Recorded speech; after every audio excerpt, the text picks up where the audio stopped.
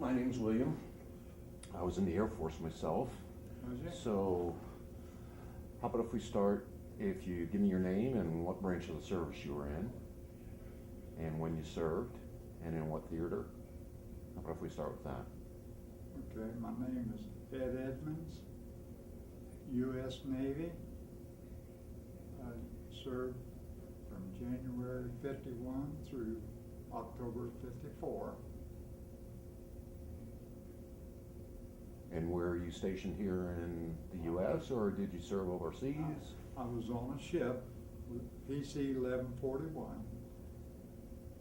Home port was Pearl Harbor, and we did sea and air rescue on various islands, Midway Island in particular, Johnston Island, Kwajalein Islands. Okay.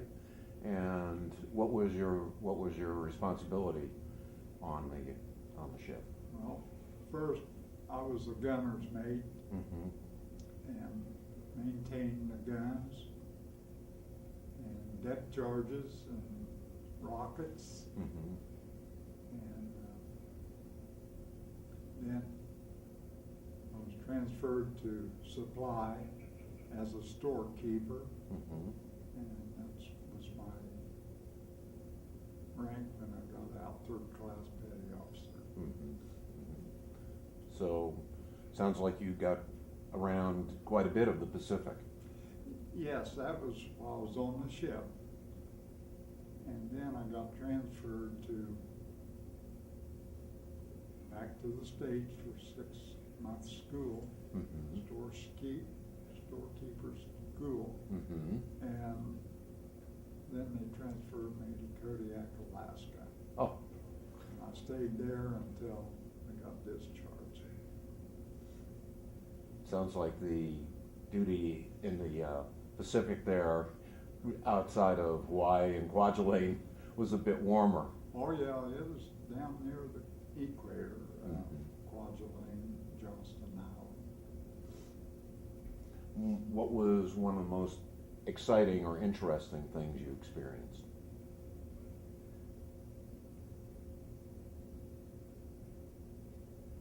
Well, when they had target practice, my assignment at GQ was Mount 40. It was 40 millimeter gun, and I liked that a lot better than the 20s. And you had a trainer and a pointer, and I was the pointer. And he would train. We didn't have fire control by radar or anything like All that. the new automated fire control, right? And he was training on airplane that was towing the target, and it was up to me to pull the trigger. And I had to scold him, tell him to get on the target rather than the airplane. Oh my goodness. And supply officer, he was the gunnery officer during GQ. He said, Mount 41, he said, cease fire. He didn't want no firing out of us that day. Wow. So that was pretty, not interesting, but kind of scary, and your responsibility was at hand. Absolutely. Absolutely. That's a lot of responsibility. A small mistake could end up being a catastrophe. Right. How long were you at sea for? I was on that ship 25 months. Didn't get to come home. On the ship the entire time? Yeah, my grandpa died while I was in there, and they wouldn't let me come home for funeral service.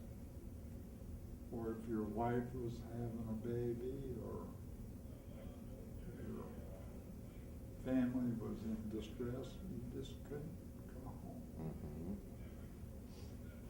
What was your reasoning for joining the service? Well, they had mandatory draft at that time.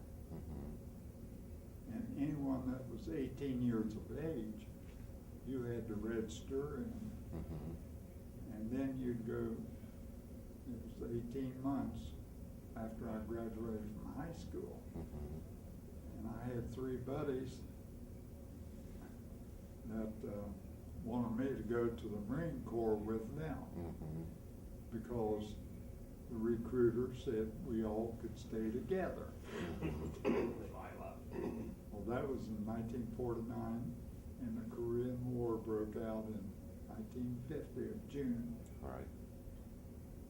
And those guys were ripe, seasoned soldiers, and they was shipped to Korea, and they were up on the reservoir, if you recall anything about the Mhm. Korean War. Mhm.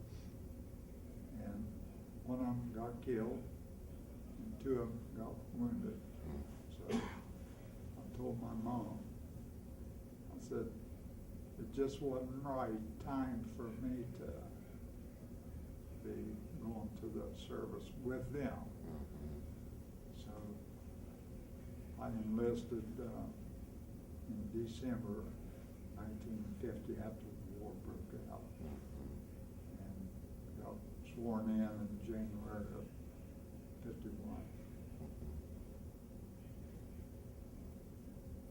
But my experience with military, I learned a lot and accepted the responsibility.